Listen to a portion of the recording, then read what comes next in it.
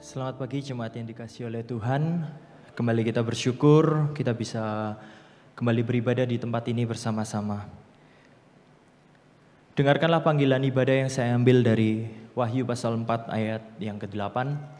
Dan keempat makhluk itu masing-masing bersayap 6, sekelilingnya dan di sebelah dalamnya penuh dengan mata. Dan dengan tidak berhenti-hentinya mereka berseru siang dan malam, Kudus, kudus, kuduslah Tuhan, Allah yang Maha Kuasa, yang sudah ada dan yang akan datang. Mari kita bersama-sama mempersiapkan hati dan pikiran kita. Kita tundukkan kepala kita sejenak. Kita masuk ke dalam altarnya yang paling kudus. Mari kita bersama-sama bersaat teduh.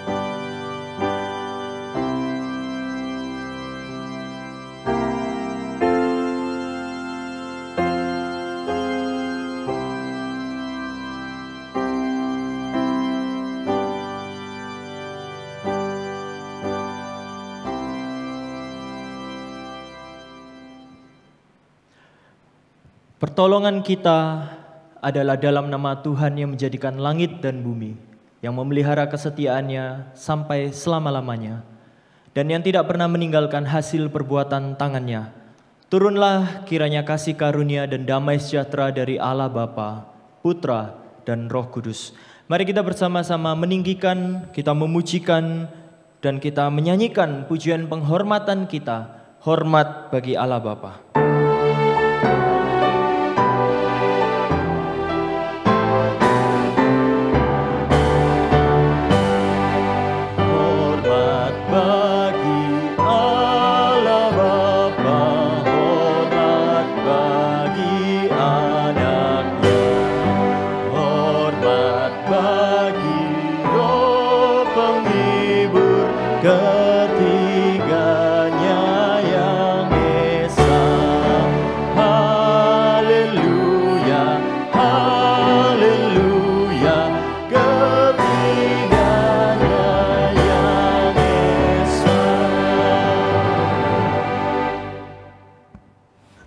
Masuk di dalam doa. Tuhan, saat ini Tuhan kami datang, kami merendahkan diri kami. Karena kami menyadari Tuhan bahwa kami adalah manusia yang berdosa. Kami adalah orang-orang yang najis bibir. Dan kami hidup di dalam kumpulan orang-orang yang najis bibir.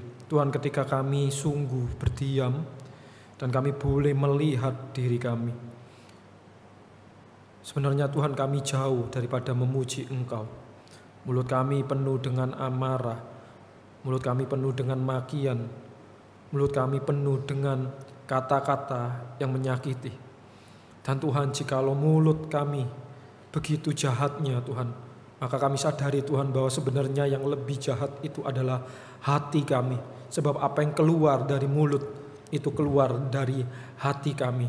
Tuhan, kami menyadari Tuhan, kami adalah manusia yang berdosa. Di dalam dosa kami diperanakan. Karena itu Tuhan, saat ini Tuhan kami menyadarinya dan kami mengakuinya. Kiranya Tuhan boleh berbelas anugerah kepada setiap kami. Tetapi kami bersyukur Tuhan untuk anugerah-Mu Tuhan. Kalau Engkau menyadari bahwa kami tidak mampu, bahwa kami tidak sanggup. Karena itu Tuhan kami bersyukur karena Engkau boleh menguduskan kami. Engkau boleh membasuh kami dengan darah-Mu. Sehingga Tuhan kami boleh datang saat ini ke dalam rumah-Mu. Karena itu Tuhan, biarlah saat ini ketika kami bisa datang ke dalam rumah-Mu, kami sungguh boleh menyadari dua hal, akan dosa kami dan akan betapa besarnya anugerah-Mu kepada setiap kami. Karena itu Tuhan, saat ini ketika kami datang, biarlah kami boleh diliputi dengan hati yang penuh dengan sukacita, sebab firman-Mu berkata, berbahagialah orang yang diampuni dosa dan pelanggarannya tidak diingat oleh Engkau. Kiranya Tuhan yang boleh memimpin, dan kiranya sungguh melalui ibadah hari ini kami boleh mengalami lawatan dari Engkau, kami boleh dikuatkan, kami boleh mendapatkan berkat daripada Engkau. Terima kasih Tuhan, di dalam nama Tuhan Yesus kami berdoa dan mengucap syukur. Amin. Dengarlah berita anugerah yang saya ambil dari 1 Petrus 1 ayatnya yang ke-18 sampai ke-19. Sebab kamu tahu bahwa kamu telah ditebus dari cara hidupmu yang sia-sia, yang kamu warisi dari nenek moyangmu. Itu bukan dengan barang yang fana, bukan pula dengan perak atau emas, melainkan dengan darah yang mahal, yaitu darah Kristus, yang sama seperti darah anak domba yang tak bernoda dan tak bercacat. Amin. Jemaat silakan duduk.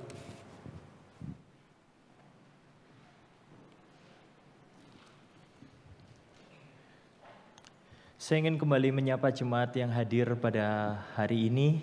Shalom jemaat sekalian. Shalom. Izinkan saya untuk mengucapkan Kongsi Xingnian Kuaile Wang Sirui. Ya, selamat tahun baru Imlek buat kita semua. Semoga tahun ini kita terus diberkati ya Bapak Ibu ya. Dan kita terus juga boleh menjadi berkat bagi sesama kita. Bersyukur jika pada hari ini kita kembali dapat beribadah di tempat ini Bapak Ibu. Dan kita terlebih lagi kita bisa mendengarkan firman Tuhan yang hari ini akan disampaikan oleh hambanya Evangelis Krishna. Mari kita bersama-sama memujikan, kita tinggikan dan kita nyanyikan, kita serukan puji-pujian yang agung, puji-pujian yang kudus, puji-pujian yang berkenan di hati Tuhan. Saya undang Bapak Ibu untuk bangkit berdiri. Kita akan bersama-sama pujikan suci, suci, suci. Karena Dia adalah Tuhan yang maha suci, Tuhan yang maha kudus. Biarlah melalui segenap hati kita, mulut dan bibir kita memujikan pujian ini, kita tinggikan pujian ini. Suci, suci, suci. Bersama-sama. Suci, suci, suci, Tuhan Maha Kuasa. Dikau kami puji di pagi yang teduh. Suci, suci, suci, suci, suci, suci, murah dan perkasa, Allah Tritunggal, agung namamu. Bait yang kedua, suci, suci, suci. Suci, suci, suci, Kau kudus tersungkur di depan takhta-Mu, memberi mahkotanya. Segenap malaikat sujud menyembah-Mu, Tuhan yang ada selama-lamanya. Segala pujian bagi-Mu, segenap nafas muliakan-Mu, surga bumi kan berseru, kuduslah Tuhan namamu.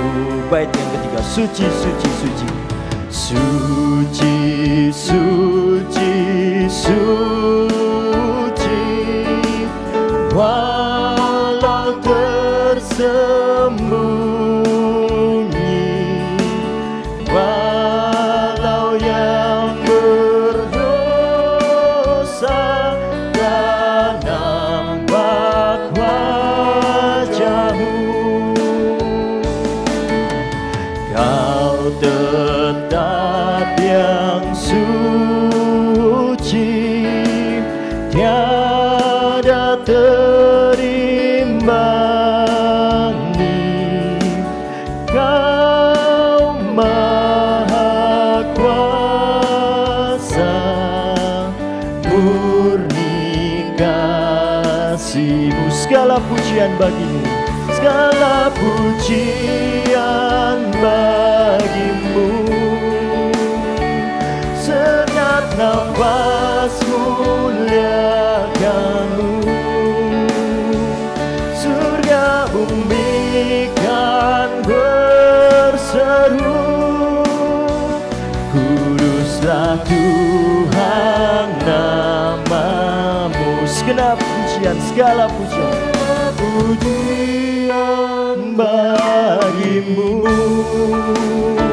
Segenap nafas muliakan-Mu, surga bumi kan berseru, kuduslah Tuhan nama-Mu. Suci, suci, suci, suci, suci, murah dan perkasa, Allah Tritunggal, agung nama-Mu. Jemaat persilakan duduk. Saya masih belum melihat ada sukacita di sini Bapak Ibu. Kita hari ini pakai pakaian merah-merah, menyala ya Bapak Ibu ya. Seharusnya jiwa kita, sukacita kita, dan semangat kita juga harus menyala ya. Seperti dress code hari ini ya Bapak Ibu ya. Adakah sukacita di sini? Lebih keras lagi, adakah sukacita di sini? Kalau gitu kita bangkit berdiri lagi, kita bersama-sama kita pujikan Anggur Baru. Dengan lebih bersemangat lagi kita bertepuk tangan. Katakan Roh Kudus tercurah di tempat ini.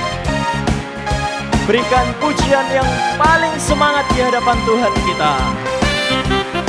Roh Kudus tercurah di tempat ini, urapannya yang ajaib memulihkan umatnya.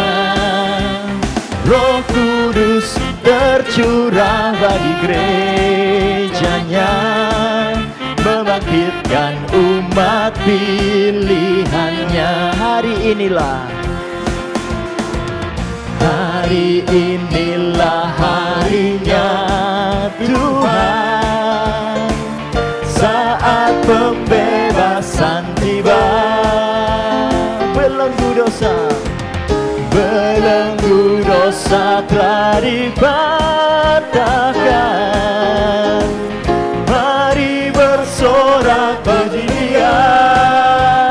Hey, anggur baru tercurah, penuhi umatnya dengan sukacita.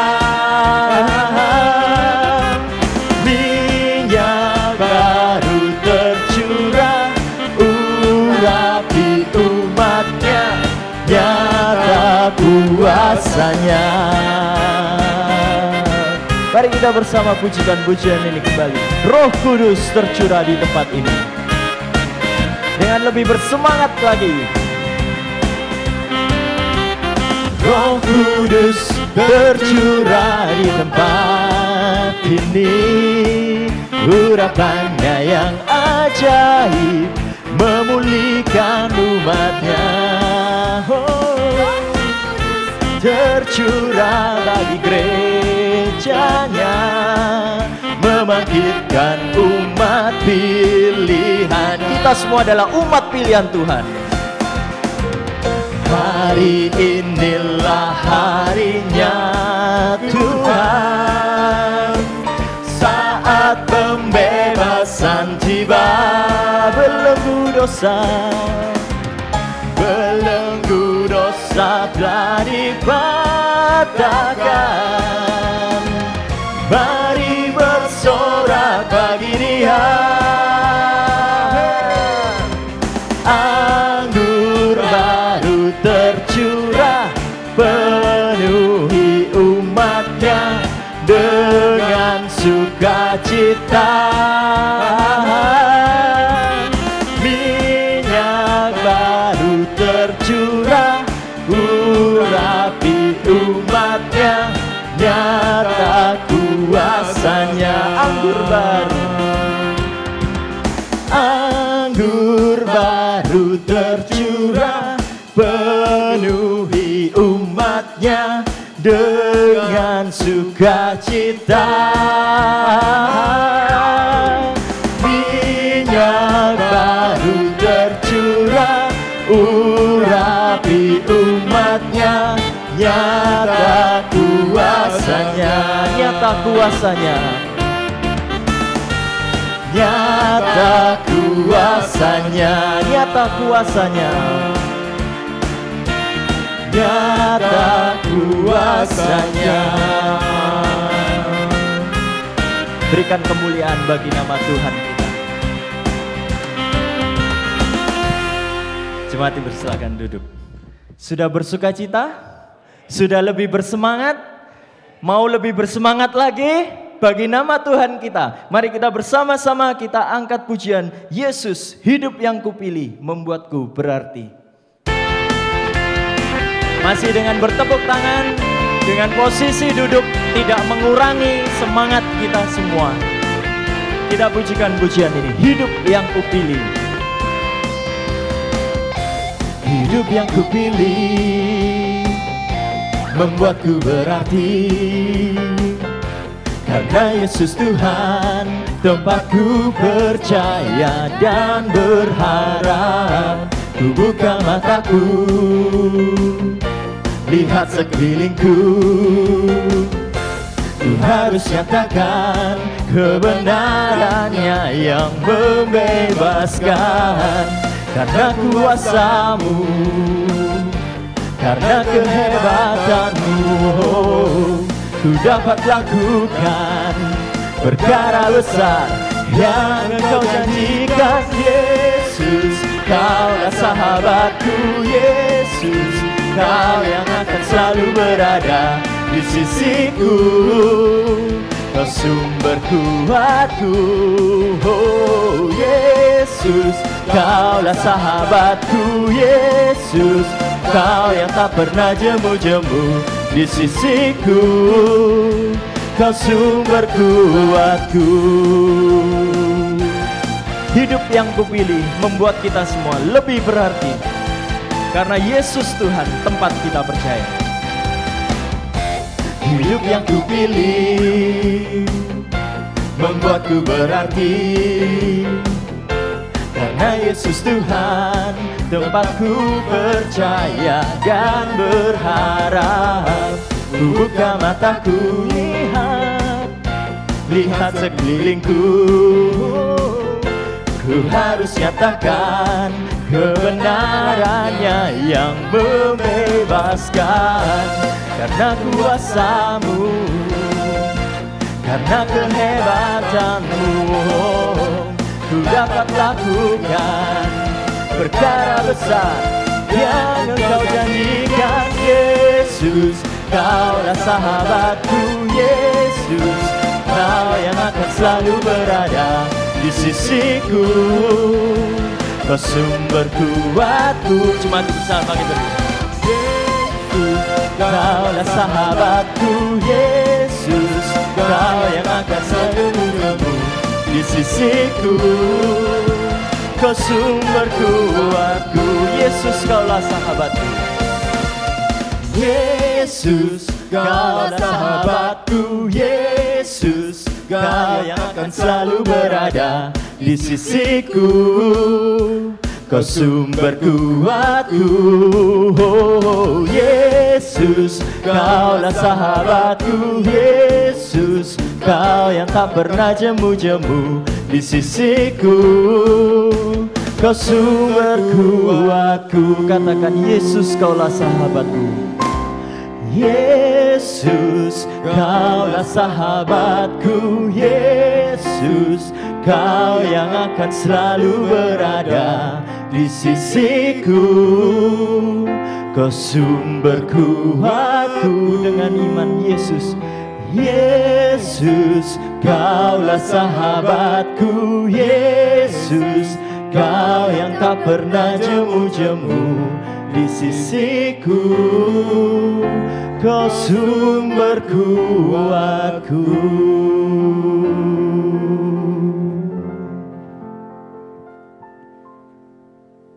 Mari kita masuk dalam doa. Tuhan, terima kasih Tuhan, karena kasih-Mu tidak pernah habis-habisnya buat setiap kami, selalu baru tiap pagi. Karena itu Tuhan, biarlah kami boleh menyadari Tuhan betapa beruntungnya kami memiliki Allah seperti Engkau. Dan saat ini Tuhan, kami mau kembali merenungkan kebenaran firman-Mu. Tolong kami untuk kami sungguh boleh mengenal, boleh memahami kasih-Mu bagi setiap kami. Terima kasih Tuhan, di dalam nama Tuhan Yesus kami berdoa dan ucap syukur. Amin. Jemaat silakan duduk kembali. Shalom jemaat yang dikasihi Tuhan. Oke, senang sekali hari ini saya boleh melayani di tempat ini. Dan sebelumnya saya mau mengucapkan juga kongsi Cindien Kuala bagi setiap kita ya, Sang Ticufu ya. Tuhan berkati setiap kita. Mari saya ajak kita boleh membuka satu bagian firman Tuhan yang terambil dari 1 Tawarik pasalnya yang ke-29. Ayatnya yang ke-10 sampai dengan yang ke-19. 1 Tawarik 29 ayatnya yang 1 Tawarik pasal yang ke-29 ayatnya yang ke-10 sampai dengan yang ke-19.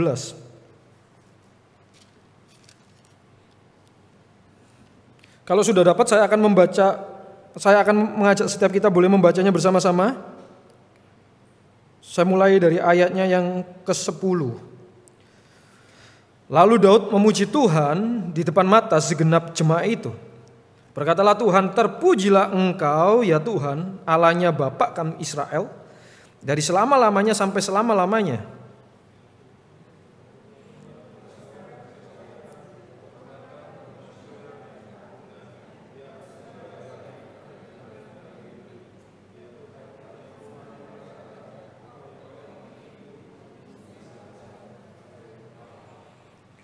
Sebab kekayaan dan kemuliaan berasal daripadamu, dan Engkaulah yang berkuasa atas segala-galanya. Dalam tangan-Mu lah kekuatan dan kejayaan, dalam tangan-Mu lah kuasa membesarkan dan mengkokohkan segala-galanya.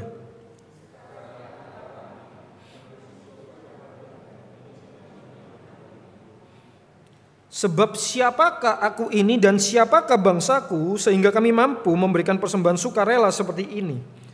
Sebab daripada-Mu lah segala-galanya dan dari tangan-Mu sendirilah persembahan yang kami berikan kepadamu.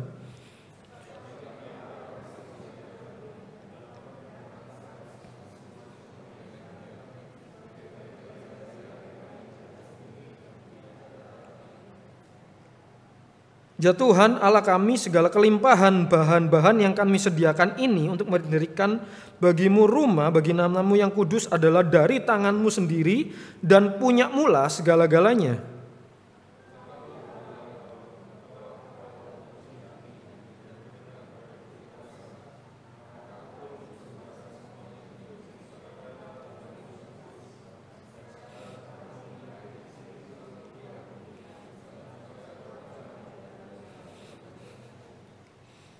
Ya Tuhan Allah Abraham, Ishak dan Israel, bapa-bapa kami, peliharalah untuk selama-lamanya kecenderungan hati umat-Mu yang demikian ini dan tetaplah tujukan hati mereka kepadamu.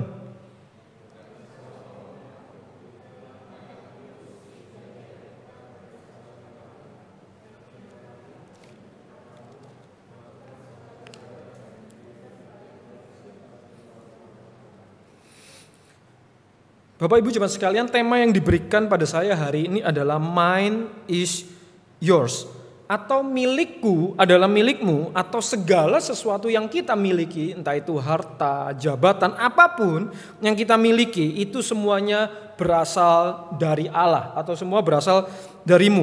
Nah, hari ini kita akan belajar dari Daud di dalam memandang berkat, harta, segala sesuatu yang kita miliki. Kita akan belajar dari Daud. Bagaimana kita memandang itu semua. Harta kita, segala berkat yang kita terima, dan segala yang kita miliki. Apalagi hari ini kita bersaja merayakan Sinja ya. Kalau kita ngomong Imlek biasanya cenderung erat kaitannya dengan memohon berkat. Betul ya? Ketika kita merayakan Imlek kita memohonkan berkat gitu loh. Nah, tetapi yang menjadi perenungan bagi setiap kita untuk kita renungkan adalah ketika kita melihat berkat, dari manakah kita memohon berkat itu? Kepada siapa kita memohon berkat? Dan yang kedua adalah bagaimana selanjutnya kita melihat berkat itu. Ketika kita beroleh berkat, bagaimana kita melihat berkat itu? Bagaimana kita meresponi berkat yang kita terima, berkat yang diberikan kepada kita? Dan itulah yang akan kita pelajari hari ini melalui bagian yang barusan saja kita baca di dalam 1 Tawarik. Nah, Bapak Ibu sekalian, kalau kita tahu konteksnya, latar belakang dari 1 Tawarik bagian yang baru kita baca ini merupakan doa Daud. Doa ucapan syukur gitu ya. Bersyukur atas apa? Bersyukur atas persembahan yang telah terkumpul untuk membangun bait Allah. Jadi ini akan diadakan pembangunan bait Allah, tetapi bukan Daud yang membangun. Salomo, karena Daud tidak diizinkan untuk membangun karena tangannya sudah penuh dengan darah. Selain perang, juga dosa-dosanya ya. Jadi Tuhan tidak mengizinkan. Tetapi walaupun Tuhan tidak mengizinkan, Tuhan beranugerah melalui anaknya. Kamu tidak akan membangun, tetapi anakmu lah nantinya, yaitu Salomo, yang Tuhan izinkan untuk membangun. Nah, jadi Daud ini tidak membangun, tetapi dia mempersiapkan segala sesuatunya untuk anaknya. Jadi dia mempersiapkan semuanya. Bahan-bahannya, material-material yang dibutuhkan, dan bahkan mengajak setiap jemaat untuk mengumpulkan, sehingga terkumpullah sejumlah persembahan yang begitu besar jumlahnya, dan disinilah Daud berdoa dan bersyukur. Nah, Bapak Ibu, yang menarik adalah ketika kita melihat di bagian sini, berkali-kali Daud itu menyebutkan bahwa segala sesuatu itu berasal dari Engkau. Segala sesuatu itu berasal dari Tuhan. Segala sesuatu apapun harta benda bahkan yang kami miliki itu semuanya dari Tuhan. Saya akan bacakan lagi ayat 14. Sebab siapakah aku ini dan siapakah bangsaku sehingga kami mampu memberikan persembahan sukarela seperti ini. Sebab daripadamu lah segala-galanya dan dari tanganmu lah sendiri persembahan. Jadi aku bisa memberi persembahan. Dia menyadari bahwa ketika aku dapat memberi persembahan, itu pun karena Tuhan yang memberikan kepadaku. Nah, maka hari ini saya akan mengajak kita memikirkan dua hal apa yang akan kita renungkan. Yang pertama adalah apakah kita memiliki sikap hati, apakah kita menyadari bahwa segala sesuatu yang kita miliki itu adalah milik Allah. Sama seperti Daud, berulang-ulang dia mengatakan bahwa Allah adalah pemilik segalanya. Dia menyadari bahwa segala miliknya adalah milik Allah. Yang menjadi pertanyaannya adalah bagaimana dengan kita? Apakah kita menyadari bahwa milik kita adalah milik Allah? Dan itulah yang akan kita gumulkan. Apakah kita menyadari bahwa segala sesuatu yang kita miliki itu adalah milik Allah? Kita menyadari enggak? Dan yang kedua adalah bagaimana supaya kita memiliki sifat yang seperti itu. Memiliki sikap hati yang seperti itu. Yang menyadari bahwa segala sesuatunya adalah milik Allah. Nah, Bapak Ibu, kita sadar gak sih bahwa segala sesuatu itu milik Allah? Sadar gak? Kita perlu memiliki sikap hati seperti ini. Kenapa sih kok kita itu perlu memiliki sikap hati yang seperti ini? Kita perlu menyadari bahwa segala sesuatu yang kita punya itu adalah milik Allah. Kenapa kita perlu menyadari? Kenapa kita harus punya sikap hati yang sama seperti Daud? Ada 3 hal yang ingin saya bagikan. Yang pertama adalah kenapa penting bagi kita untuk memiliki sikap hati yang menyadari bahwa segala sesuatu itu milik Allah, segala sesuatu itu dari Allah, bukan milik kita. Nah, kenapa penting? Karena ketika kita mengerti bahwa segala sesuatu itu milik Allah, itu membuat kita tidak melihat milik kita sendiri. Kalau kita tidak mengerti, kita akan cenderung melihat harta itu adalah milik kita. Kalau kita nggak mengerti itu milik Allah ya, kalau kita nggak mengerti itu berasal dari Allah, itu akan membuat hati kita cenderung melihat harta itu adalah milik kita. Dan ketika kita melihat harta itu sebagai milik kita sendiri, aku yang kerja, aku yang cari, aku yang mengusahakan, ini milikku. Nah, kalau kita sampai melihat apa yang kita miliki, segala sesuatunya adalah karena hasil kerja keras kita, pencapaian kita, ini adalah milikku dan aku berhak untuk itu, maka itu cenderung membuat kita memakainya dengan sesuka hati. Dan ini berbahaya. Jadi kalau segala sesuatu kita pikir ini milikku, kita akan cenderung menggunakannya sesuka hati kita. Nah, puji Tuhan kalau keinginan kita baik. Tapi kalau keinginan hati kita jahat, wah itu akan menjadi bahaya. Karena terserah gue mau pakai apa. Aku mau pakai buat minum, aku mau pakai buat panggil cewek, bisa. Kenapa? Karena punyaku.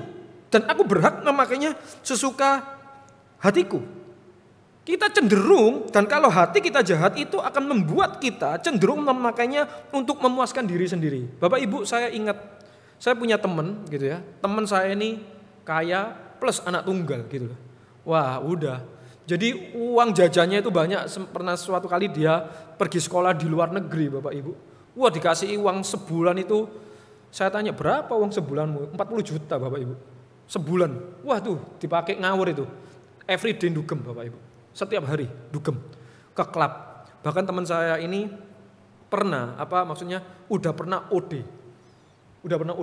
Bayangin, kalau melihat segala sesuatu ini bukan dipercayakan, oke papaku kasih, ya wes ini milikku, terserah. Aku pakai untuk apa? Itu bahaya Bapak Ibu. Kalau kita melihat segala sesuatunya adalah milik kita dan kita tidak melihat ini adalah titipan Tuhan, ini adalah pemberian Tuhan yang harus dipertanggungjawabkan, itu akan bahaya. Dan kita bisa lihat salah satunya tokoh dalam Alkitab yang menggunakan ini sebagai miliknya adalah Ananias dan Safira. Tahu cerita Ananias dan Safira Bapak Ibu? Cerita tentang jemaat mula-mula tentang memberikan persembahan. Nah, ketika dia melihat temannya, wah temanku jual tanahnya gitu ya. Jual tanahnya dan dikasih sebagian. Wah orang-orang muji, wah hebat ya, baik ya gitu. Nah dia pengen Bapak Ibu. Jadi dia jual tanahnya, dia kasihkan ke Petrus, tetapi dia katakan apa? Ini semuanya. Jadi dia jual, dia simpen sebagian, tapi dia bilang, nih Pak saya kasih semuanya. Lebih hebat gak? Lebih hebat gak? Hebat dong. Dia ngasih separuh, aku ngasih semuanya loh, ngomongnya semuanya. Tetapi apa? Sebenarnya disimpan separuh. Petrus bilang, lu bukan bohongin Roh Kudus. Lu bukan bohongin manusia. Lu bohongin Roh Kudus. Saat itu juga mati. Gitu. Bayangin, tidak ada ampun Bapak Ibu. Ketika dia bermain-main gitu ya. Dia katakan ini semuanya. Dia mati Bapak Ibu. Nah, itulah kenapa kita perlu menyadari bahwa harta itu bukanlah milik kita. Supaya apa? Itu membuat kita itu bisa bertanggung jawab, memakainya dengan benar. Karena kalau enggak, itu akan membawa hukuman. Dan yang kedua, apa sih? Mengapa kok kita itu perlu menyadari bahwa harta kita, milik kita, segala apapun, itu adalah milik Tuhan, berasal dari Tuhan. Supaya apa? Kita tidak melupakan Tuhan dan kita tetap menghormati Tuhan. Nah, biasanya ini, anak kalau sudah besar, betul ya? Wis kerja, cari duit sendiri. Nah, udah mulai apa? Lunjak, betul nggak? Betul ya, biasanya kayak gitu. Nah ini, banyak anak-anak yang kayak gitu, kurang ajar. Dulu kecilnya udah dirawat, waktu besarnya udah cari duit sendiri, udah ini, wah papa ngomong apa, papa mama ngomong apa gak dianggap, gak diurus. Lupa, siapa sih melihara, siapa yang nyekolahin, lupa. Gitu. Dan itulah yang Tuhan gak mau. Kalau kita melihat Keluaran 8 Bapak Ibu, itu berbicara tentang bagaimana bangsa Israel itu membangun anak lembu emas. Tahu ya ceritanya anak lembu emas, barusan dibebasin nih, dari Mesir dibebasin. Lalu Musa dipanggil Tuhan naik ke atas gunung. 40 hari gak turun-turun, mereka mulai gelisah. Lalu mereka meminta Harun, tolong buatkan kami anak lembu emas. Kenapa kok anak lembu emas? Karena itu dewanya mereka waktu di Mesir. Kita mesti ingat Bapak Ibu, Israel itu dijajah Mesir itu 350 tahun lebih. Dan itu 350 tahun itu bayangin, itu 3 generasi, 4 generasi. Dan itu tanpa langsung membentuk sebuah budaya. Gitu. Itulah kenapa kalau kita mau lepas itu susah. Dan itu juga ada kaitannya dengan Imlek. Sedikit nyambung gitu ya. Imlek itu kan budayanya ini ya, orang-orang Tionghoa. Nah, kalau kita berbicara negara, setiap bangsa itu punya Allah. Punya Allah.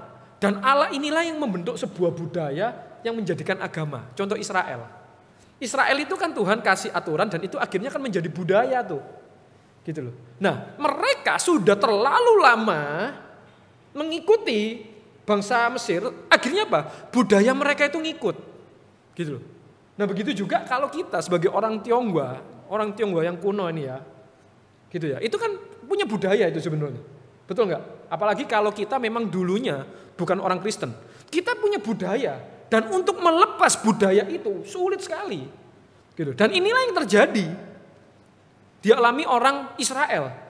Jadi ketika mereka bebas, budaya Mesir itu masih terikat ke mereka. Itulah kenapa akhirnya mereka meminta tolong bangunkan anak lembu emas. Bagaimana mereka dapat emasnya? Mereka budak kok. Bagaimana mereka dapat emas? Ternyata Bapak Ibu, mereka waktu keluar dapat pesangon Bapak Ibu.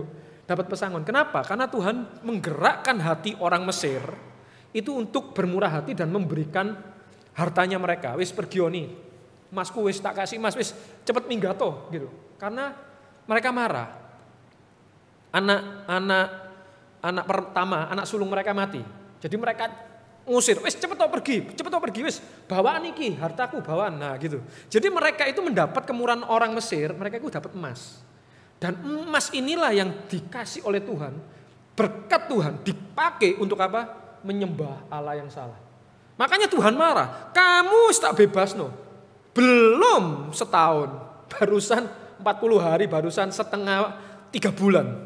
Lu wis lupa apa sing tak perbuat. Makanya Tuhan marah, Bapak Ibu. Dan ini sebuah peringatan. Di dalam Ulangan 8 Tuhan pun juga mengatakan melalui Musa, nanti kalau sampai kamu sudah memasuki tanah Kanaan, tanah yang berlimpah susu dan madunya, kamu mesti ingat, kamu masuk ini bukan karena kuat gagamu, tetapi karena Tuhan yang membawa engkau. Harus ingat, kenapa? Karena kalau enggak ingat, kurang ajar. Kalau enggak ingat bahwa segala sesuatunya ini adalah pemberian Tuhan, akhirnya apa? Kurang ajar, lupa. Dan itu terjadi pada zaman hakim-hakim, mereka menyembah berhala semua. Mereka lupa. Gitu. Kenapa kok lupa? Karena tidak pernah diajar, tidak pernah diingatkan. Muncullah generasi yang tidak pernah mengenal Allah, tidak pernah tahu apa yang Allah perbuat di Mesir. Itulah kenapa Bapak Ibu, orang tua itu harus mengajarkan iman. Jadi Tuhan itu mengadakan mujizat di Mesir, dan orang-orang yang mengalami mujizat itu Tuhan suruh, kamu harus menceritakan. Kenapa kok kita mengalami Paskah? Kenapa kok kita melakukan Paskah? Kamu harus ceritakan itu sejarahnya. Supaya apa? Anak-anak yang tidak melihat perbuatan Tuhan yang besar, mereka itu ingat, mereka itu tahu. Tetapi gak dilakukan oleh orang tua. Nah kita sebagai orang tua itu harus menceritakan pengalaman hidup kita bagaimana Tuhan beserta itu kepada mereka. Supaya apa? Supaya ingat apa yang kamu miliki hari ini, apa yang mama papa berikan kepadamu itu semuanya berasal dari Tuhan. Itu penting banget. Perlu. Kalau enggak apa? Kita akan kurang ajar, kita akan melupakan Tuhan. Itulah ya. Jadi kita mesti tahu ya, kenapa kok penting bagi kita untuk memahami bahwa segala sesuatu yang kita miliki itu adalah milik Tuhan. Yang ketiga, kenapa sih kok penting bagi kita untuk mengerti bahwa segala sesuatu adalah milik Tuhan? Yang ketiga ini supaya kita tidak terikat. Kita Bapak Ibu, kita itu cenderung mudah terikat dengan materi, berhala. Kenapa? Berhala uang. Kenapa? Karena hidup kita itu dekat sekali dengan uang dan kita segala sesuatunya butuh duit. Betul nggak ya? Ya, segala sesuatunya butuh duit. Itulah kenapa kita itu cenderung punya koneksi yang kuat sama uang. Karena kita itu selalu setiap hari pakai dia. Gitu loh. Dan itulah yang membuat kita itu mudah sekali terikat. Nah kalau kita tidak benar-benar menyadari bahwa uang, harta itu, segala sesuatu ini adalah milik Tuhan, bukan milik kita yang suatu saat akan diambil. Nah kalau kita tidak menyadari, kita akan mudah terikat dan ketika itu diambil, kita akan terluka. Saya ingat sebuah kejadian waktu saya pertama kali praktek di Bandung Bapak Ibu. Jadi saya magang ya setahun di Bandung gitu ya. Jadi magangnya di Surabaya, tapi sebelumnya ke Bandung dulu untuk di ospek. Jadi ada pengenalan gitu ya. Nah, waktu itu seneng Bapak Ibu karena gajian pertama, yes. Waktunya ganti handphone. Nah, Bapak Ibu, lah kita wis butuh sesuatu ya, pengen sesuatu. Pasti ya ada alasan, Tuhan, aku mau beli handphone. Layarnya kekecilan Tuhan. Lek mau baca angel gitu ya. Handphonenya udah lelet. Terus pokoknya lek kita pengen, terus pasti alasan ada, betul ya Bapak Ibu ya. Tuhan aku pengen handphone gitu ya. Nah, bodohnya saya Bapak Ibu. Saya doa Bapak Ibu. Bukan bodoh ya, bener ya. Saya doa, Tuhan. Saya barusan gajian pertama. Tolong saya untuk bisa pakai uang ini dengan benar. Saya doanya gitu Bapak Ibu. Nah, hari itu waktu saya doa, hari itu ada ospek. Ada ospek itu pengenalan tentang tempat di mana saya melayani. Nah, waktu pengenalan itu ada hamba Tuhan itu sharing gitu ya. Sharingnya gini.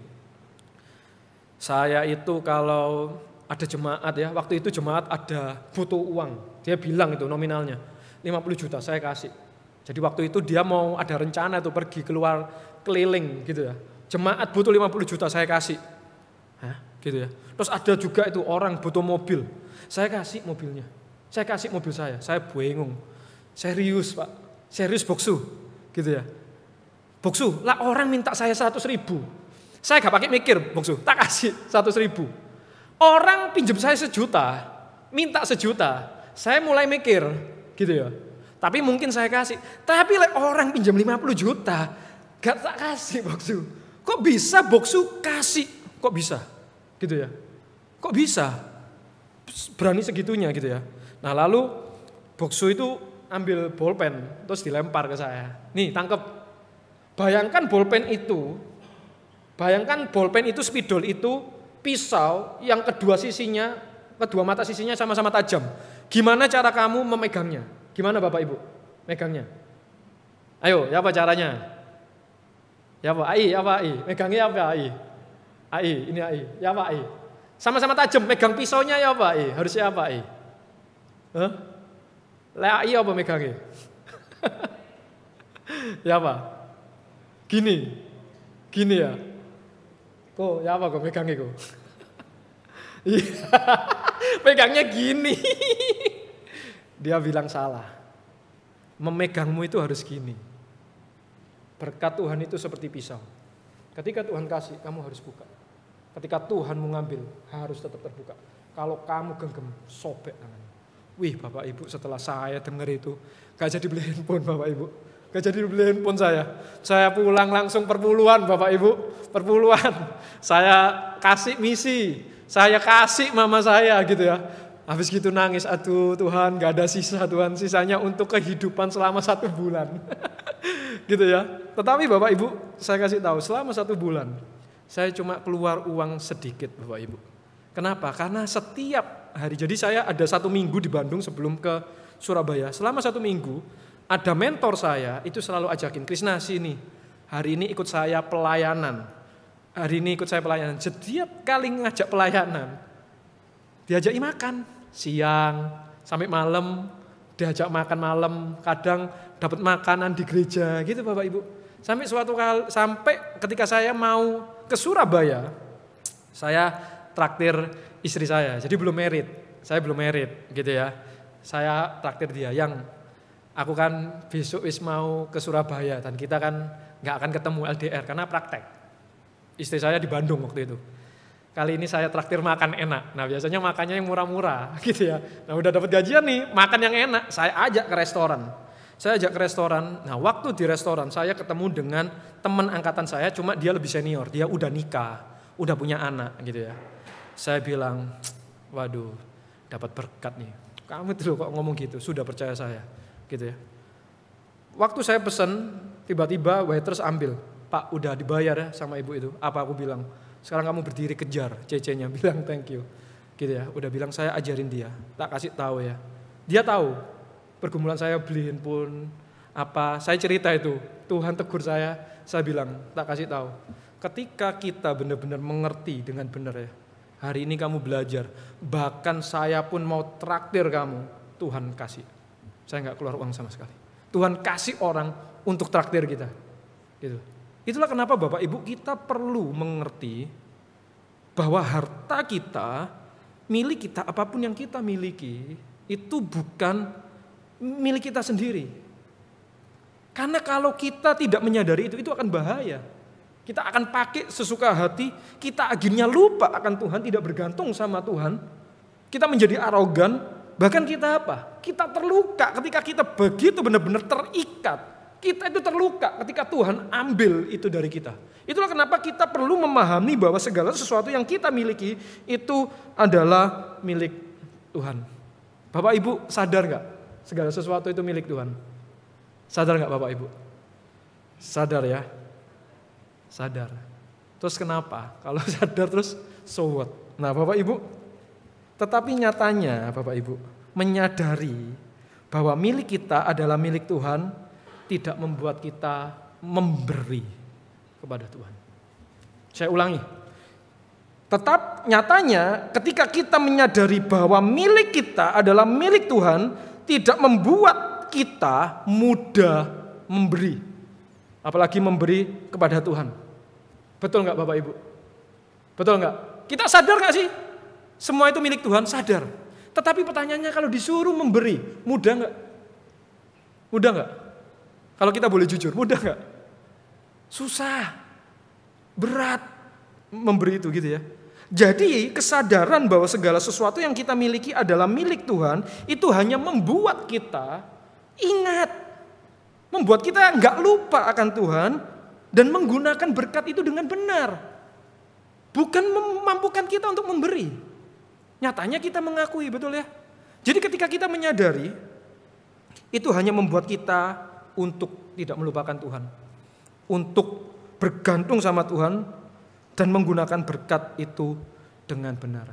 Jadi yang menjadi pertanyaannya ketika kita bicara tentang persembahan, apa yang membuat Daud bisa memberi persembahan? Kita coba baca Bapak Ibu. 1 Tawarik 2 pasalnya yang keempat.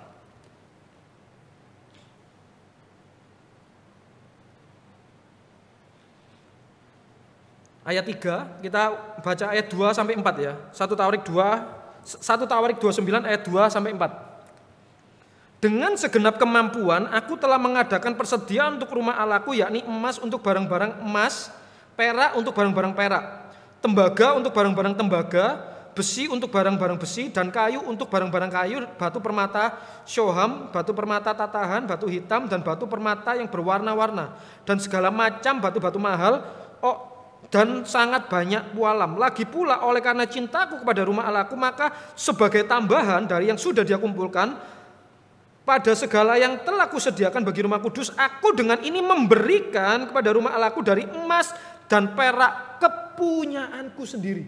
Jadi Daud itu udah mempersiapkan, tetapi dia tambahkan lagi dengan apa? Miliknya sendiri. Berapa? 3.000 talenta emas dari emas Ofir dan 7.000 talenta perak murni untuk menyalut dinding ruangan. 3.000 talenta emas Bapak Ibu. Dan 3.000 talenta dan 7.000 talenta perak. Berapa itu? 3.000 talenta emas itu kalau sekarang itu 100 ton Bapak Ibu. Bayangin 100 ton itu ya apa? Yang kemarin menang Antam itu berapa kilo itu ya? Ini 100 ton Bapak Ibu, bukan 1 ton. 100 ton emas. Dan peraknya itu adalah 240 ton. Itu Daud sendiri. Punyanya Daud sendiri. Nah, jemaat Israel itu juga mengumpulkan, bayangin. Raja dan seluruh jemaat mengumpulkan. Satu bangsa mengumpulkan, satu raja mengumpulkan.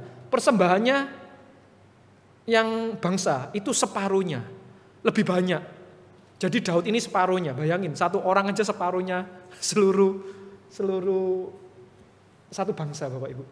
Dan saya percaya itu enggak 10%. Saya enggak percaya itu 10%, pasti lebih. Nah apa yang membuat Daud itu bisa memberi Bapak Ibu? Apa yang memampukan Daud itu bisa memberi? Kira-kira apa yang memampukan? Bukan karena dia sadar. ini miliknya Tuhan, bukan milik ibu, bukan. Tetapi yang membuat dia memberi itu adalah apa? Karena cintanya kepada Tuhan. Karena cintanya kepada Tuhan. Ketika orang mencintai itu ditujukan dengan pengorbanan, Bapak Ibu. Dan semakin besar cinta, maka semakin besar pula pengorbanan atau pemberian. Betul nggak? Betul ya? Jadi apa yang membuat kita bisa memberi? Bukan ketika kita menyadari ini milik Tuhan, enggak. Ketika kita sadar, nyatanya kita sadar. Tetapi apa? Kenapa? Kita sulit memberi. Gitu loh. Jadi apa yang membuat kita memberi? Yaitu karena cinta. Maka yang menjadi pertanyaannya Bapak Ibu untuk kita renungkan. Apakah kita mengasihi Tuhan? Apakah kita mengasihi Tuhan? Karena kalau kita mengasihi Tuhan, maka kita akan cinta kepada rumah Tuhan. Dan kita akan cinta dengan yang lain. Gitu. Dan itu akan membuat kita berani berkorban, berani mengeluarkan, berani mempersembahkan. Karena apa? Cinta.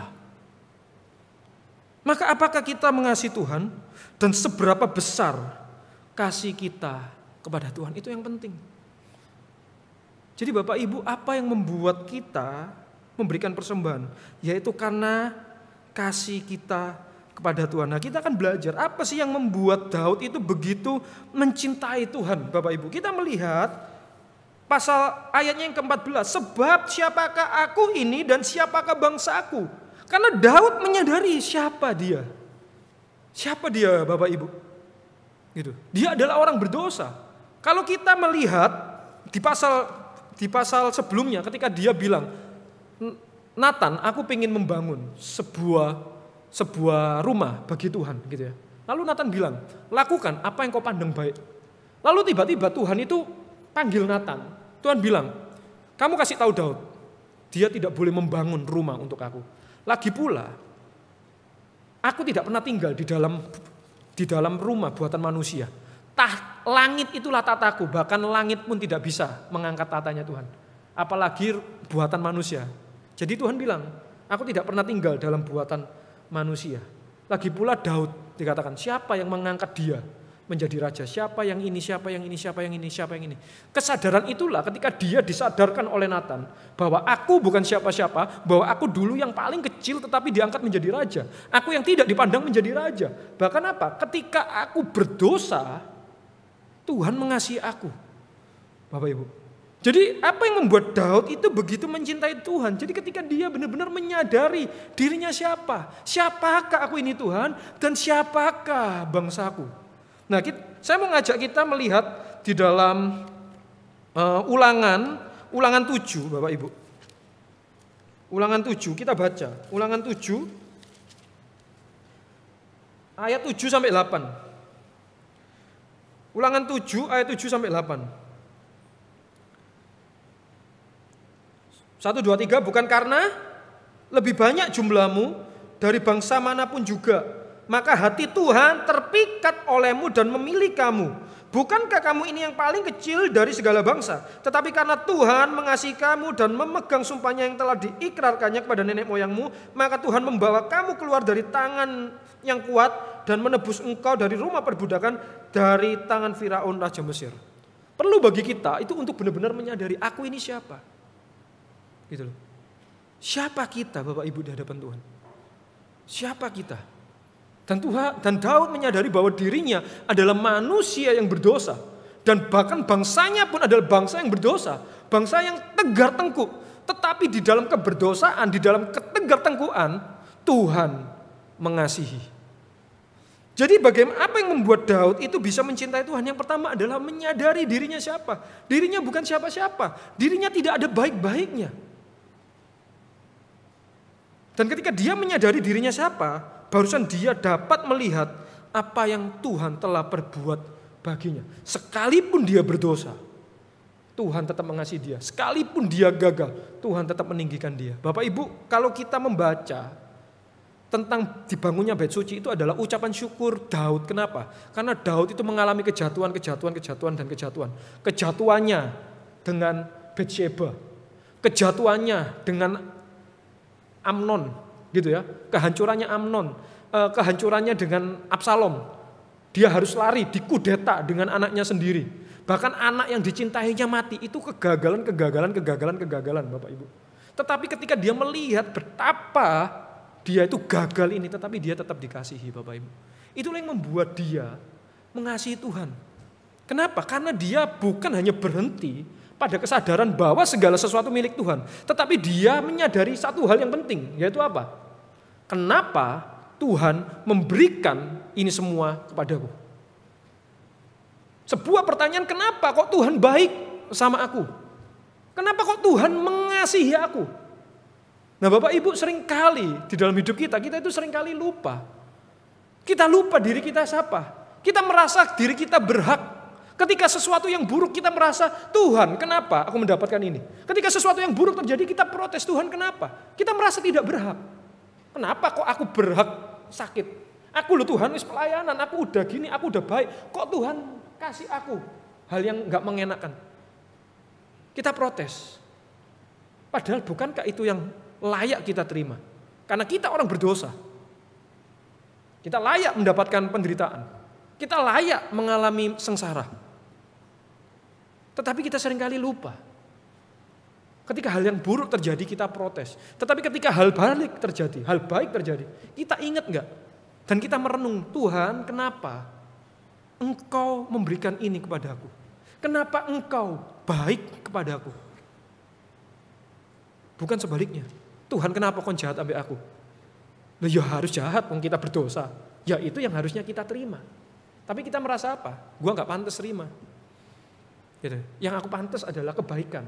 Tetapi kita gak mikir, kenapa aku harus menerima kebaikan? Kita siapa?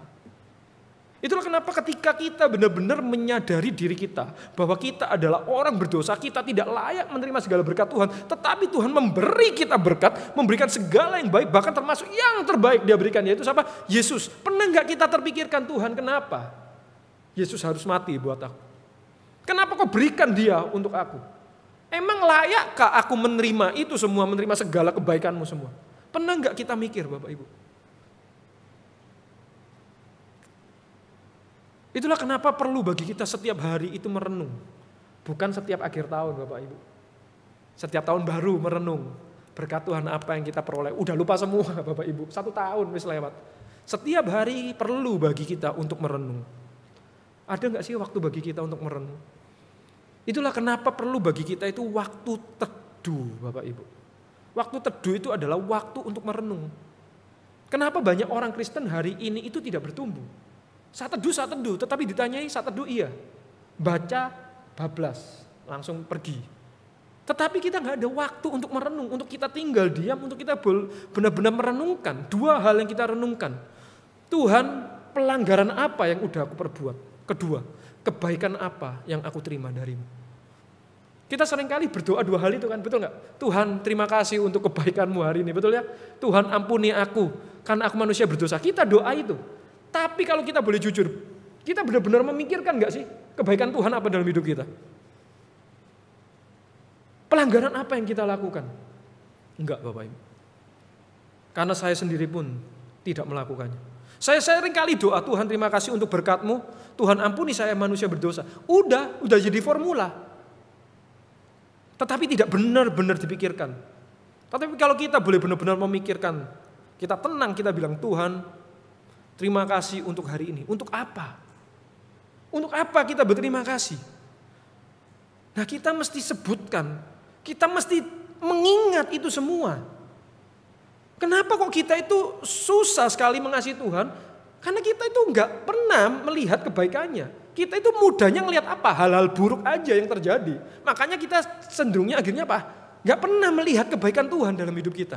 Tadi saya sharing di KU pertama, sampai pernah suatu kali di dalam mesnya hamba Tuhan, waktu saya praktek, waktu saya pelayanan di Bandung, itu mesnya hamba Tuhan itu, semua hamba Tuhan itu kumpul dalam satu mes. Jadi suami istri itu kumpul, jadi kita ada 2 tower kayak apartemen gitu ya, per unit gitu ya. Nah itu semua hamba Tuhan kumpul di sana Bapak Ibu. 40 keluarga ada tuh hamba Tuhan. Nah sampai suatu kali tandon air itu mati Bapak Ibu, 1 mati. Bayangin sesuatu yang kita tidak pernah pikirkan, mandi enak, isa cuci baju apa enak, gak pernah syukuri. Sampai suatu kali berkat itu dihentikan. Tiba-tiba air bermasalah. Wah kalang kabut Bapak Ibu. Gak iso nyuci. Pakaian kotor semua, piring-piring gak iso nyuci Bapak Ibu. Yang nyala cuma 1 tandon. Ya apa?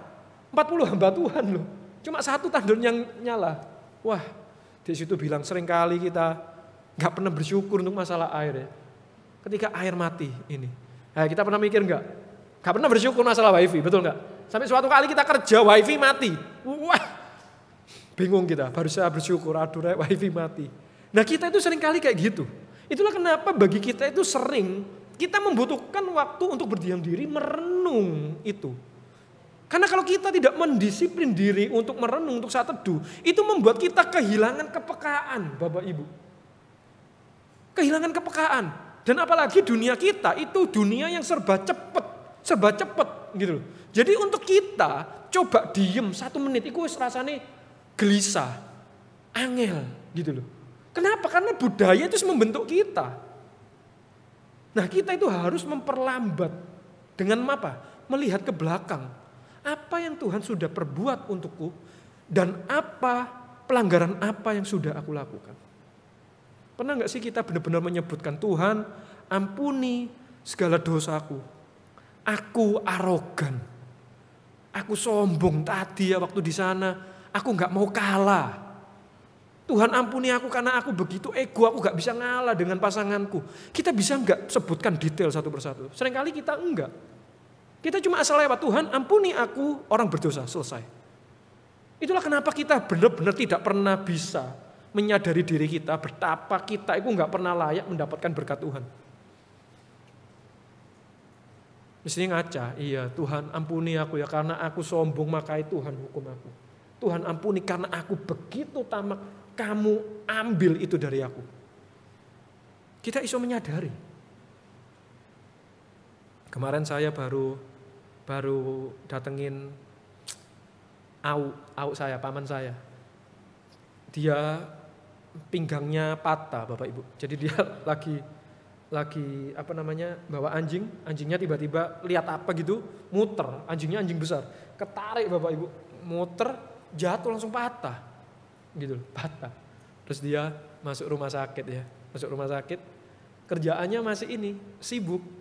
Lihat CCTV, telepon, itu siapa itu yang parkir? Saya sampai aduh, Tuhan kasih kamu untuk istirahat. Karena seringkali kamu melupakan Tuhan. Seringkali Bapak Ibu justru di dalam momen-momen yang tidak mengenakkan. Itu kan momen yang paling kita ingat, betul ya? Momen yang tidak mengenakkan itu kan momen yang paling kita ingat. Itu justru penting, kenapa? Karena disitulah Tuhan membuat kita sadar bahwa kita gak bisa apa-apa tanpa Tuhan. Bapak Ibu, kalau Bapak Ibu melihat Ulangan 8, Musa menuliskan, hendaklah kamu mengingat perjalanan 40 tahun di padang gurun. Bagaimana Tuhan memimpin kamu dan Tuhan membuat kamu lapar. Supaya apa? Kamu merendahkan diri dan mengandalkan Tuhan. Jadi Bapak Ibu, apa yang membuat kita itu bisa memberi? Bukan berhenti pada kesadaran bahwa segala sesuatu milik Tuhan. Tetapi maju kepada kesadaran bahwa kenapa Tuhan memberikan itu semua. Dan kita akan menemukan jawabannya apa? Karena Dia kasih. Karena Dia mengasihi kita. Jadi kita mesti sadar, kenapa aku ini bukan karena harta ini milik Tuhan. Enggak, tetapi karena Tuhan mengasihi aku. Nah kita sampai enggak kepada kesadaran itu? Kalau kita cuma berhenti kepada kesadaran ini milikku, kita harus melangkah kepada apa? Kenapa Tuhan kasih kita untuk memiliki? Kita harus ngerti, yaitu apa? Karena Tuhan mengasihi aku. Itulah yang harus kita sadari dalam hidup ini. Yaitu karena Tuhan mengasihi aku. Bapak Ibu, sadar gak sih Tuhan mengasihi kita? Sadar gak? Dan betapa besarnya Tuhan mengasihi kita. Kita sadari gak? Gitu. Saya pernah bilang, kita tidak akan bisa menyadari betapa besarnya kasih Tuhan kalau kita tidak menyadari betapa jahatnya kita, betapa bobroknya kita.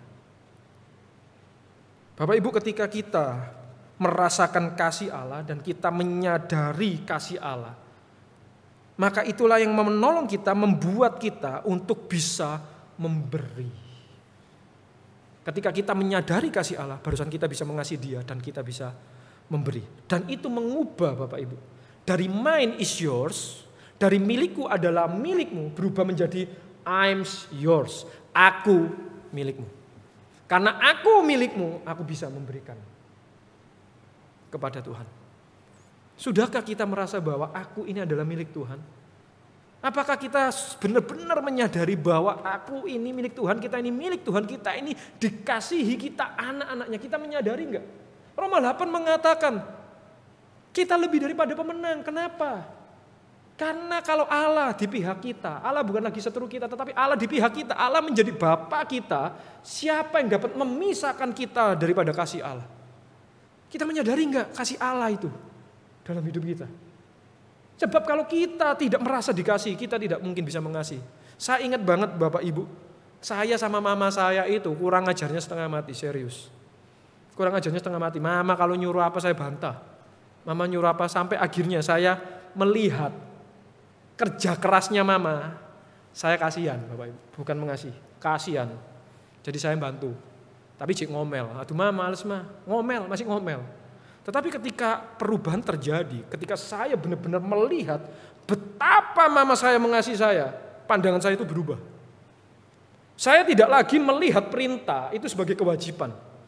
Jadi mama waktu itu selalu ngerepotin gitu ya. Nyon terno kerja nyon. Kerjaannya yo jauh males. Naik motoran panas-panas males Bapak Ibu. Gitu. Males mah, tapi karena sakno lihat keuangan menipis daripada mama taksi terus dulu gak ada gojek. Tak anterno. Jadi memberi itu bukan karena kasih, memberi karena apa? Melihat kasihan melihat keuangan bahkan menipis ini gitu ya. Ya kan? Jadi melakukan dengan apa? Terpaksa.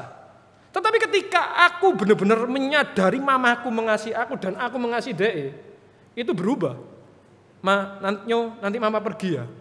Naik opo? Naik taksi. Gak usah tak antar. Berubah Bapak Ibu. Tidak lagi melihat sebagai kewajiban, tetapi melihat sebagai apa? Hak. Itu kasih. Kalau hari ini kita kasih persembahan, kita berikan kepada Tuhan, kita terpaksa, kita merasa wajib, enggak. Tuhan tidak meminta apa-apa kepada kita. Tuhan tidak meminta Daud untuk bangun rumah baginya. Enggak, Tuhan tidak pernah meminta apapun kepada kita. Sama seperti apa, mamaku enggak minta apapun. Tetapi karena aku mengasihi dia, aku melakukan apapun dia. Aku memberikan sesuatu kepada dia. Mamaku enggak minta. Tuhan tidak meminta apa-apa dari kita. Tuhan tidak mewajibkan apa-apa dari kita. Kenapa kok kita merasa wajib? Kenapa kok kita merasa berat ketika kita memberi kepada Tuhan? Persembahan kok rasanya berat kepada Tuhan? Jawabannya adalah kita mengasihi dia atau enggak. Karena ketika kita mengasihi Tuhan, tidak ada itu namanya kewajiban. Segala sesuatunya dilakukan dengan apa? Rela hati, dan itulah hak. Yang namanya hak itu selalu dituntut. Mana yang jadi hakku? Mana nih? Kita lakukan dengan apa? Sukacita. Makanya dikatakan di sini, Tuhan, siapakah aku ini? Siapakah bangsaku sehingga kami mampu memberikan persembahan sukarela seperti ini? Gak ada paksaan.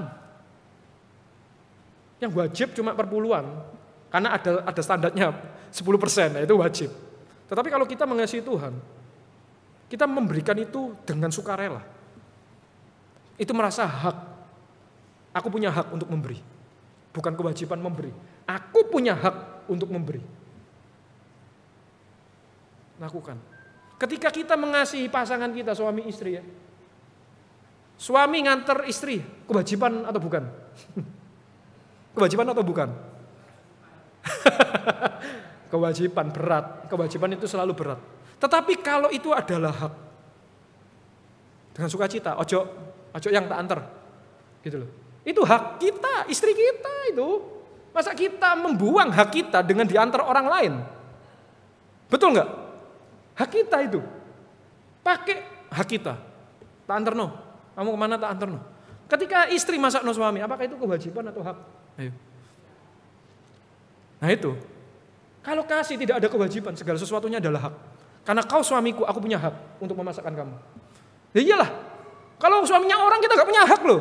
Masakin, betul gak? Kalau itu istrinya orang kita gak punya hak antar no. Karena itu istri kita, suami kita punya hak. Bukan kewajiban melayani itu. Tetapi apa? Hak. Jadi kalau kita benar-benar memahami, cara pandang kita dalam melihat segala sesuatu itu berubah. Berubah. Kita tidak lagi melihat kewajiban sebagai kewajiban, tetapi melihatnya sebagai hak.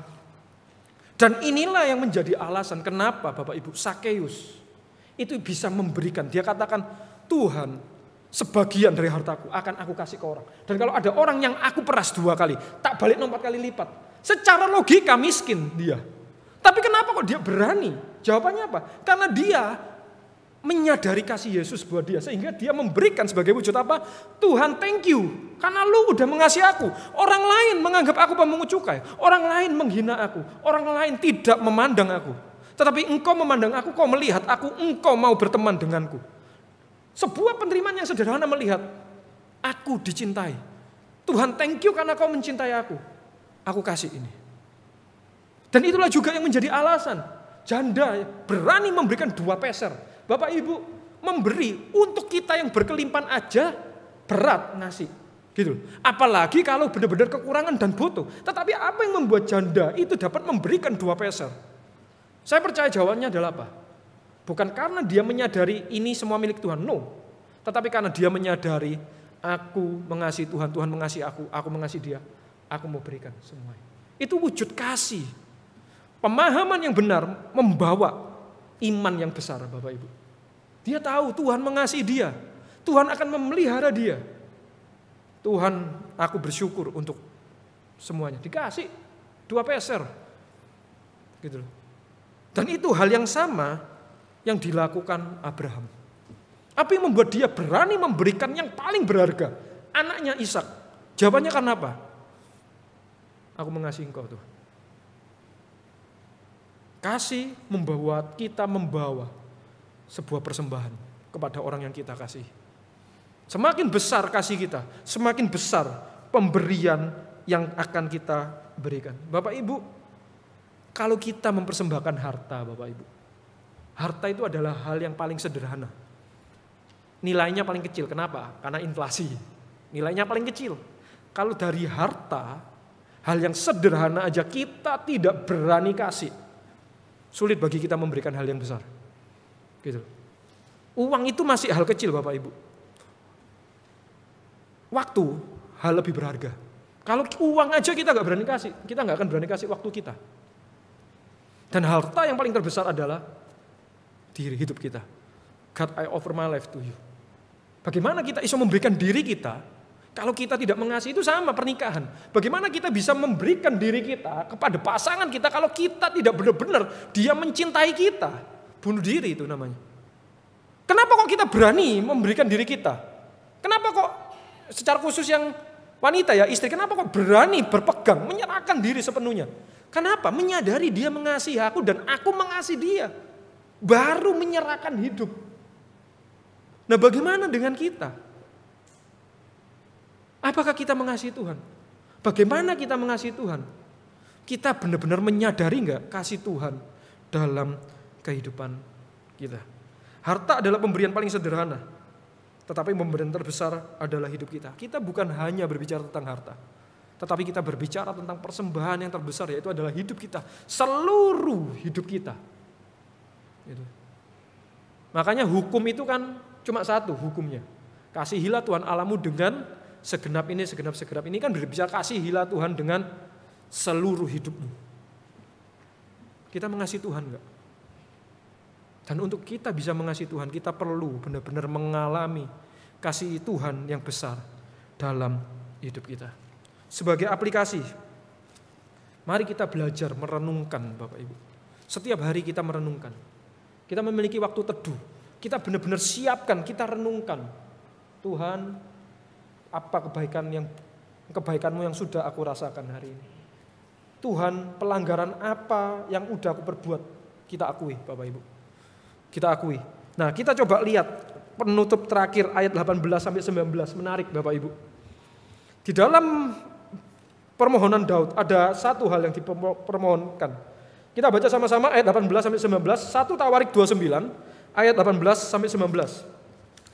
1, 2, 3. Ya Tuhan, kita baca sama-sama. 1 Tawarik 29, ayat 18 sampai 19. Penutupan doanya Daud. 1, 2, 3. Ya Tuhan, Allah Abraham, Ishak dan Israel, bapak-bapak kami, peliharalah untuk selama-lamanya kecenderungan hati umatmu yang demikian ini, dan tetaplah tujukan hati mereka kepadamu. Dan kepada Salomo anakku berikanlah hati yang tulus sehingga ia berpegang pada segala perintahmu dan peringatanmu dan ketetapanmu, melakukan segalanya dan mendirikan bait yang persiapannya telah kulakukan.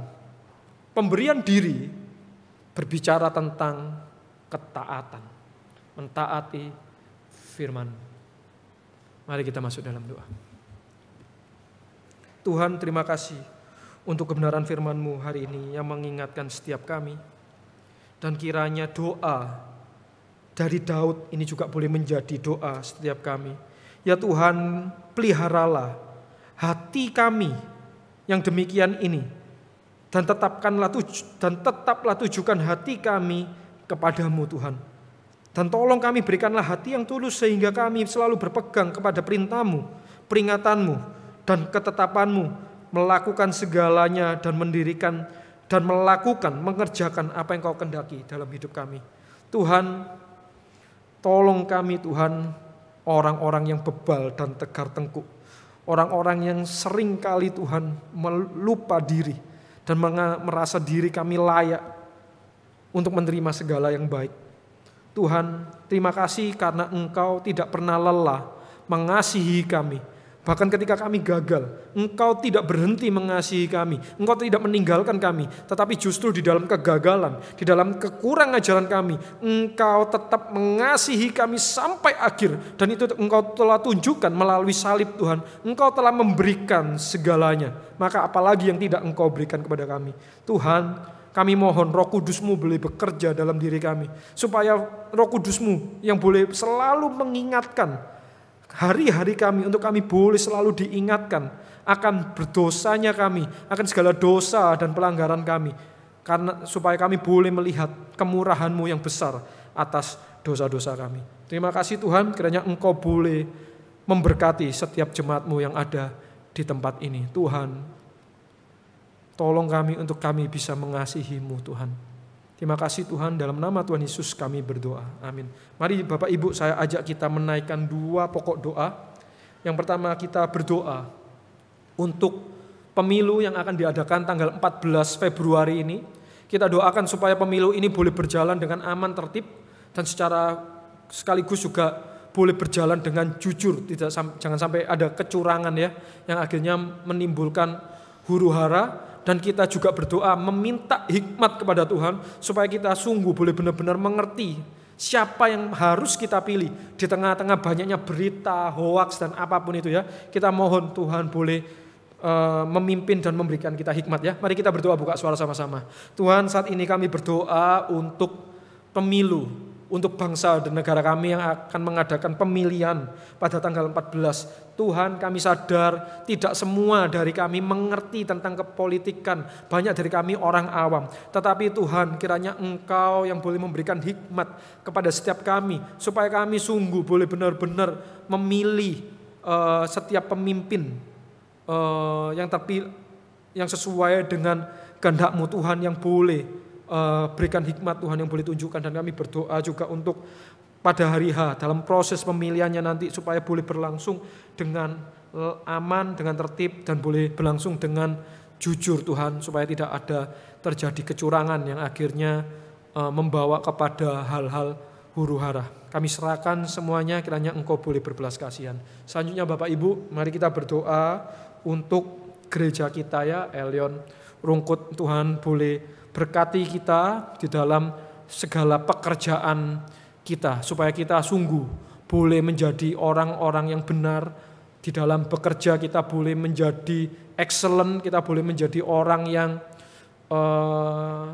yang di atas rata-rata, yang sungguh boleh benar-benar bertanggung jawab di dalam setiap pekerjaan. Kasih hikmat supaya boleh bekerja dengan baik ya. Mari kita berdoa. Tuhan, saat ini kami berdoa untuk gereja-Mu secara khusus, untuk jemaat-Mu di dalam pekerjaan mereka, di dalam usaha yang mereka kerjakan di dalam tantangan ekonomi yang tidak mudah. Tuhan yang boleh tolong supaya mereka sungguh dapat memperoleh hikmat untuk mereka sungguh boleh bekerja dengan benar. Secara khusus Tuhan juga mengembangkan usaha mereka.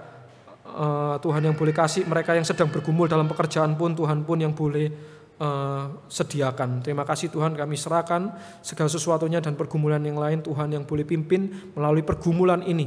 Kiranya kami boleh menyadari kasih Tuhan kepada setiap kami. Terima kasih, di dalam nama Tuhan Yesus kami berdoa dan mengucap syukur. Amin. Mari saya undang setiap kita boleh bangkit berdiri.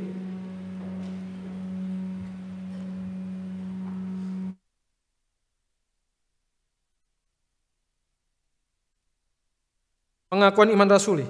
Aku percaya kepada Allah, Bapa yang Maha Kuasa, Khalik langit dan bumi, dan kepada Yesus Kristus, Anaknya yang tunggal Tuhan kita, yang dikandung dari Roh Kudus, lahir dari anak darah Maria, yang menderita sengsara di bawah pemerintahan Pontius Pilatus, disalibkan, mati dan dikuburkan, turun ke dalam kerajaan maut.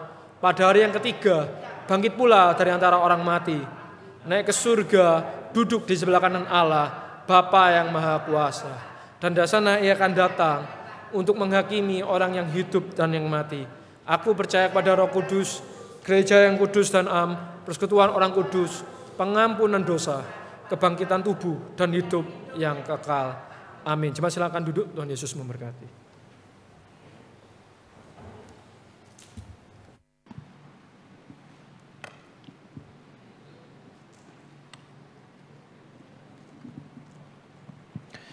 Bersyukur untuk firman Tuhan yang sudah ditaburkan bagi setiap kita. Biarlah melalui firman-Nya kita semua beroleh pengharapan, kita semua beroleh kekuatan, dan juga firman itu menjadi rema dalam kehidupan kita yang terus kita imani, dan firman itu boleh kita lakukan dalam kehidupan kita hari lepas hari.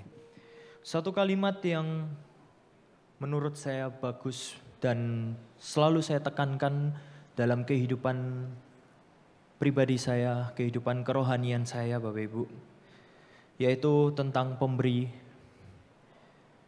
Kita semua memberi bukan karena supaya kita diberkati, namun kita semua memberi karena kita telah diberkati. Dan biarlah itu menjadi bentuk ucapan syukur kita kepada Tuhan. Bukan hanya materi kita, bukan hanya pelayanan kita, tapi lebih-lebih daripada itu dengan seluruh kehidupan kita dan lebih dari nafas kehidupan kita, kita persembahkan bagi Tuhan kita. Kita akan mempersiapkan persembahan kita, kantong akan dijalankan, dan di depan ada kotak persembahan. Bapak Ibu dipersilahkan untuk memberikan yang terbaik bagi Tuhan. Lebih dari nafas.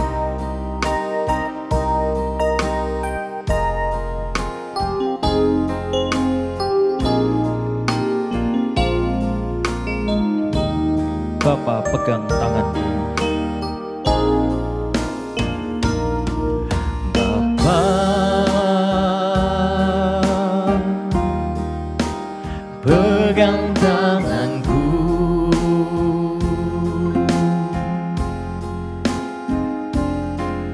Aku rindu sesaat teduh bersamamu.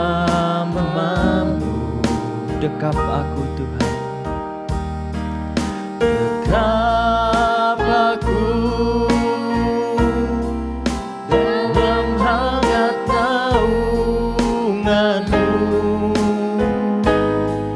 Bawa hidupku padamu, masuk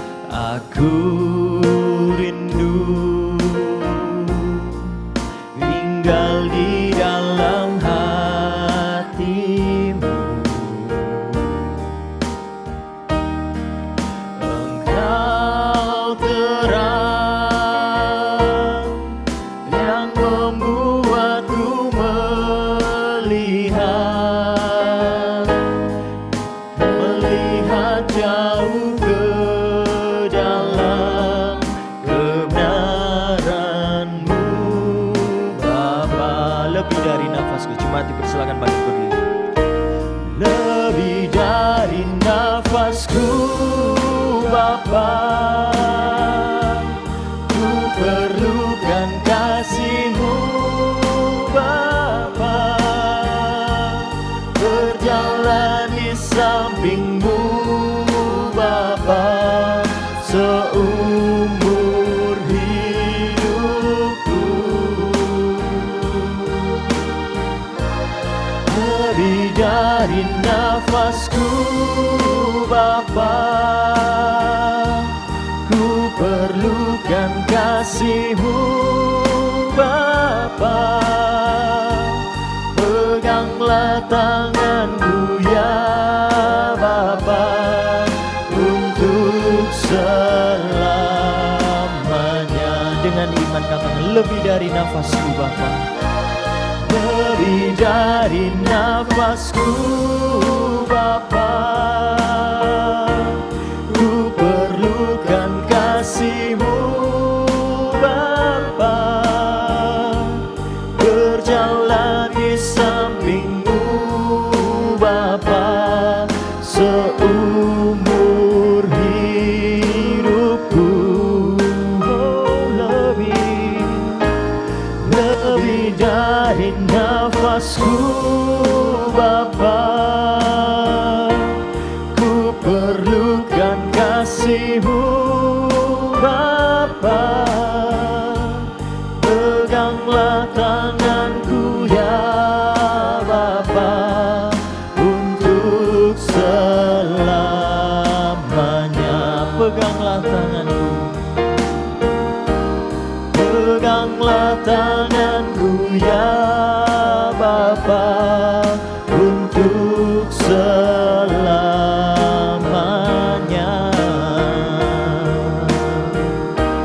Peganglah tanganku ya Bapa, untuk selamanya.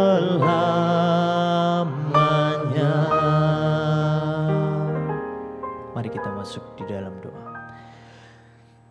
Bapa, kami sungguh mengucap syukur ya Tuhan, kami memiliki Allah seperti Engkau, Allah yang mengasihi, Allah yang menyediakan, dan Allah yang memelihara kehidupan kami hari lepas hari. Tuhan, kami sungguh mengucap syukur ya Tuhan, jikalau pada pagi hari ini Engkau berikan kesempatan untuk kami boleh kembali beribadah ya Tuhan di hadapan-Mu. Tuhan, biarlah persembahan dan juga ibadah yang kami lakukan pada hari ini boleh berkenan di hati-Mu. Dan biarlah melalui persembahan ini nama-Mu boleh semakin ditinggikan ya Tuhan, melalui pengurus-pengurus yang akan mengelola persembahan ini dengan bijak. Tuhan, kami serahkan selanjutnya kehidupan kami ke dalam tangan-Mu ya Bapa. Biarlah segala pujian, hormat, dan kemuliaan hanya bagi nama-Mu Tuhan. Terima kasih ya Bapa, kami serahkan semuanya hanya di dalam nama Tuhan kami Yesus Kristus, Juru Selamat kami yang hidup. Amin. Biarlah segala pujian, hormat, kemuliaan kita kembalikan bagi nama Tuhan kita, Allah Tritunggal, Allah Bapa, Putra, dan Roh Kudus. Kita akan pujikan doksologi dan doa berkat akan disampaikan oleh hambanya Evangelis Sulaiman. Doksologi.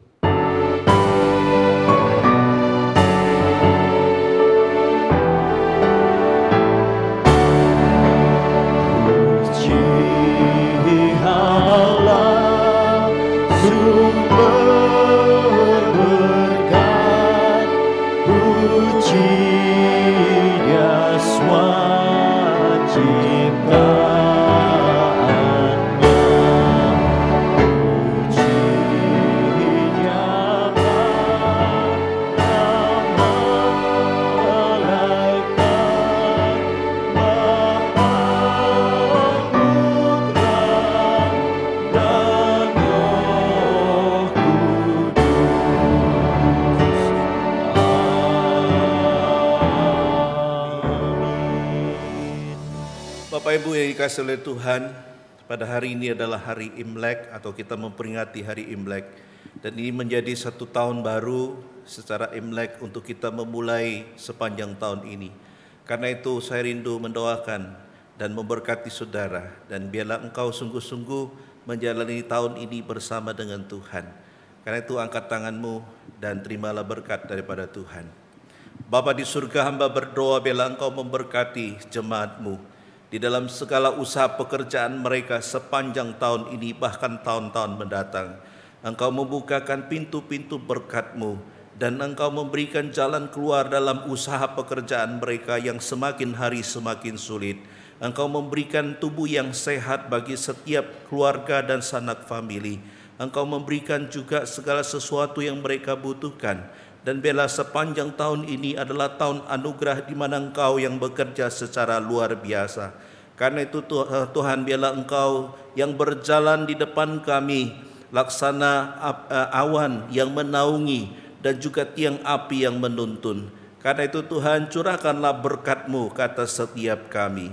Kiranya kasih karunia daripada Allah Bapa, anugerah dan penghiburan daripada Allah Anak, dan kekuatan daripada Allah Roh Kudus akan selalu menyertai kehidupan Bapak Ibu Saudara sekalian sepanjang tahun ini, bahkan tahun-tahun mendatang, mulai saat ini sampai selama-lamanya. Yang percaya katakan amin.